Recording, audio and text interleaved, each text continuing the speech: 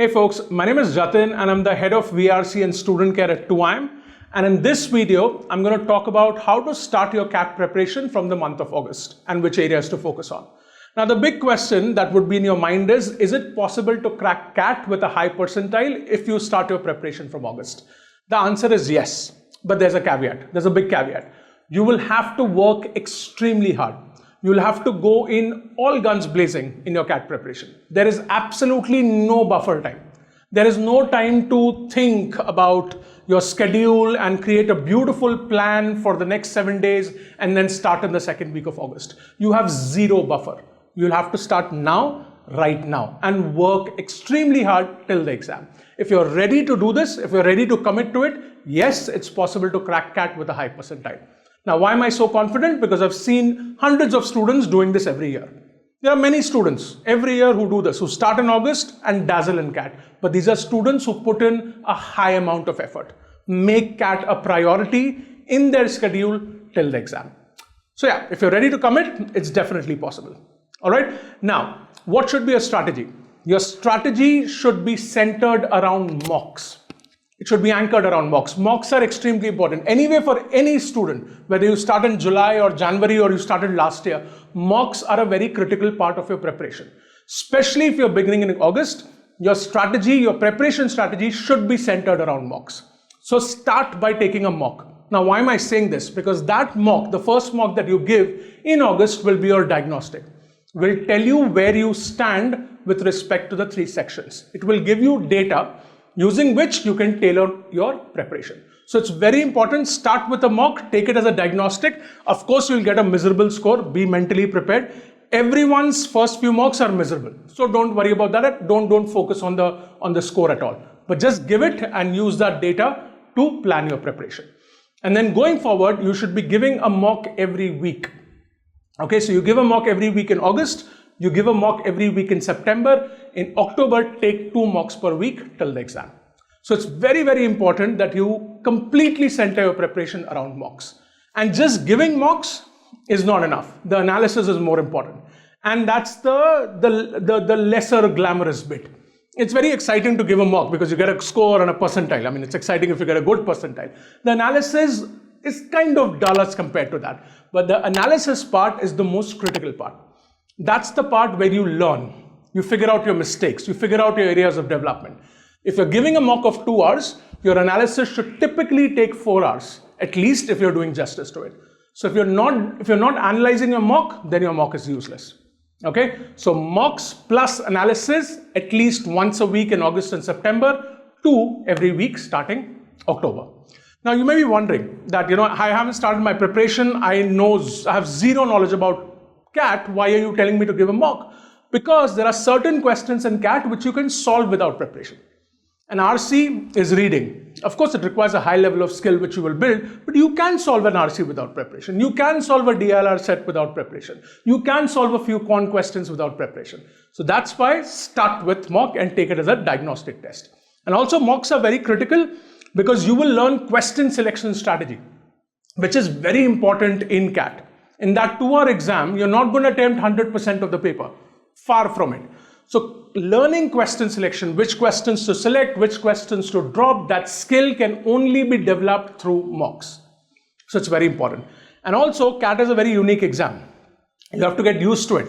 And the only way you can get used to that 2-hour format and 3 sections back to back of 40 minutes each and building that stamina, all of that comes from mocks. So if you don't do mocks, you won't get used to that format. And then no matter how good your skills are, you won't do well in the exam. So that's why it's very, very critical to center your strategy around mocks. So take that mock right now. All right. Okay. Now coming down to the second part, let's look at each of the sections individually. What should be your strategy for each of these sections? Let's start with quant. In quant, arithmetic is very important. Out of all the sections, arithmetic is by far the most important. Most questions in the exam usually come from arithmetic. So start your preparation from arithmetic. Okay, and you have time to learn the basics. So learn the basics, spend those hours, solve a ton of questions, but start with arithmetic. Then you can go to algebra, because algebra is also important. If you look at the number of questions from each of the topics, arithmetic and algebra come right at the top. So do arithmetic, then go to algebra, then go to geometry. All right, there are other aspects as well. Now, if you're thinking, can I complete the entire quant curriculum before CAT? It's possible, but you will have to add extra hours to your preparation. All right, so remember that. So the sequence is arithmetic, algebra, geometry, and then other topics. Now, what is the total time commitment that you would need to do justice to your CAT preparation and then score a high percentile?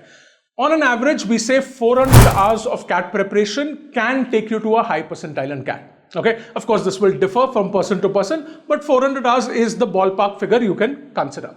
Now, you have about 111 days from 1st August till 20th November. CAT is on 26, but we're not considering the last sort of week because that's the time to de-stress. We always tell students not to do too much in the last week. So take from 1st August to 20th November, you have about 111 days. If you divide 400 by 111, that comes to about 3.6. So take about 4 hours per day. You'll need to prepare 4 hours per day to reach that 400-hour mark. That's the structure you can follow. 4 hours of preparation every day. Now, either you can spend 4 hours consistently every day, or if you're a working professional and you have a hectic sort of job, you can spend about 3 hours per day and then amp it up over the weekend. But remember, it's 4 hours per day. On a weekly basis, that comes to 28 hours per day. And consistency is important. You can't leave everything for the weekend. And I'm talking to the working professionals now. You will have to spend at least a minimum of 2 hours on each weekday. And then the remaining time, amp it up over the weekends. Okay, so remember 4 hours per day or 28 hours per week. The total is about 400 hours for your CAT preparation. Coming down to DLR. Now, what should be your prep strategy for DLR? In DLR, it's most important to build your analytical skills. That's the whole objective. DLR is testing your analytical skills and data skills. So it's most important to build that up. Now, how do you build that up? You build those skills by solving different kinds of DLR sets. All right. And the target that you should have for yourself is 2 DLR sets per day. On some days, you might feel that, I don't have the time, do 1 set. Bare minimum, do 1 set. But if you want to reach the high percentiles, 97 plus, then do 2 DLR sets per day and persevere.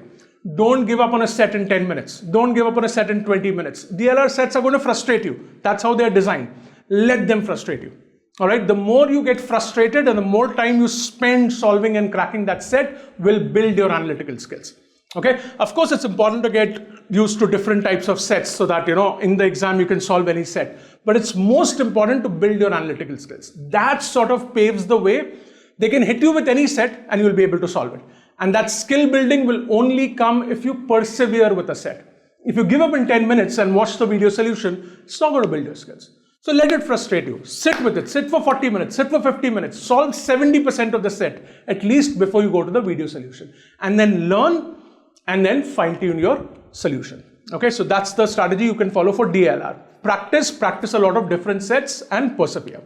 Coming on to my section, VRC. What should you do for VRC? Of course, leisure reading is important. You have to build a reading habit because that's the cornerstone of VRC. So leisure reading is important. At this stage, I would say read for about at least 30 minutes per day. Okay, usually I recommend 1 hour per day.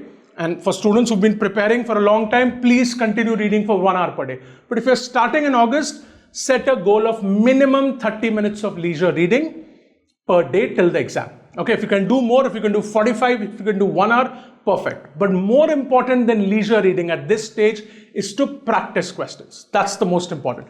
You should be practicing at least 2 RCs per day. All right, bare minimum, 2 RCs per day. So if you have, let's say, 7 days, 5 days or 4 days you do RCs. So on 4 days you solve 2 RCs per day. On the remaining days you do 7 to 8 verbal ability questions per day. And you have to do both. You have to do both RC and VA to succeed in VRC. This is not like quant, where you'll focus on arithmetic, algebra and geometry and get away. Or just arithmetic and algebra and still get a high percentile. That's how quant works because it has a structured curriculum. Don't borrow strategies from other sections and bring them to VRC. In VRC, you have to do both RC and verbal ability. Okay, so again to recap, 4 days you do 2 RCs per day. 2 days you can do 6 to 8 or 7 to 8 verbal ability questions per day. One day if you want to take a break for your mock or a break, do that. All right, and learn the strategies for solving each of these question types. Okay, practice is very important, but it's also very important to know what kind of strategies, what kind of best-in-class strategies you can implement to solve these questions successfully. So for RC, there are different strategies for main idea. Inference, extrapolation, critical reasoning, learn them. For solving a para summary successfully, or a para jumble, or a para completion odd one out, there are different strategies. Learn those strategies and practice, practice, and practice some more. So those are the strategies that you can implement for different sections. All right, so we've spoken about anchoring your CAT prep around mocks. We've spoken about how much time should you spend, and we've also spoken about the strategy for each of the 3 sections. Now, the last part is the most important bit, your attitude towards your CAT prep. Okay, if you come in with a demotivated attitude, saying that, okay, it's too late for me now, I'm starting on 1st August. Many of my friends started in May. Some of my friends started in Jan. Some of them started last year. How am I going to compete with them? If you come with this defeatist attitude, you will not be able to crack CAT. In a competitive exam, especially CAT, which is a challenging exam, your mindset is very, very important. I'm giving you data. There are many students, many hundreds of students who do this every year, start in August and do very well in CAT. You can do it too. So stop this useless comparison. I understand where you're coming from. These comparisons are legit. It happens with everyone. It would have happened with me as well. But stop yourself from making these comparisons because they're not going to help you. That time that you're spending making those comparisons, devote that to CAT prep. Come in with a positive mindset. Come in with a warrior mindset. Okay, attack this CAT like a warrior. Now on the other side, yes, we're going to make this exam a priority. Yes, we're going to work hard. We're going to spend those 400 hours, do those mocks, learn those strategies, all of that. You'll work really hard and then hopefully you'll come out with a great percentile. But also remember that this exam involves a lot of luck. Okay, and that might be a hard pill to swallow right now, but that's the reality. This exam does involve a lot of luck. So be prepared for that. Okay, so that's why it's important to not make this exam the be all and end all of your life. Respect the exam, but don't put it on a pedestal and start worshipping it. Don't put your life on hold for this exam. If you're working, continue doing well at work. If you're studying, you're in your undergraduation, focus on your studies as well. Because there's a lot of luck involved. Now, let's say, God forbid, you don't do well in CAT. There are 10 other beautiful ways to build your career. So don't feed yourself this fake belief that CAT is the only way to have a successful career in the corporate world. That is not true. Number one, there are other exams and you should give other exams. There is ZAT, there is IIFT, right? There are beautiful exams that you can attempt and still get into great colleges. So don't feed yourself this fake belief that this is the be all and end all of your career. It's not. Even if you're 28 or you're 30, some people will come to me and say, oh, this is my last attempt. Now, if you go into CAT with this pressure that this is the last attempt, how will you perform on the exam day? Even if you're 28, this is not the last attempt. You can still give it next year. Technically, CAT has no age barrier. And there are students every year who get into great schools even at the age of 32. Okay, so it's quite possible. So please don't bring in these extra unnecessary sources of anxiety, right? Keep your mindset positive. If you want to take a day's break in your CAT prep and if you worked really hard for 6 days, by all means take that day off. Work hard. Provided you worked hard, very hard in the 6 days, take a day off. Go out with your friends and then come back rejuvenated and attack your CAT prep. All right? Okay. Best wishes, folks. Attack your CAT prep with full enthusiasm. And if you have any questions, let us know in comments and I'm more than happy to get back to you. All the best.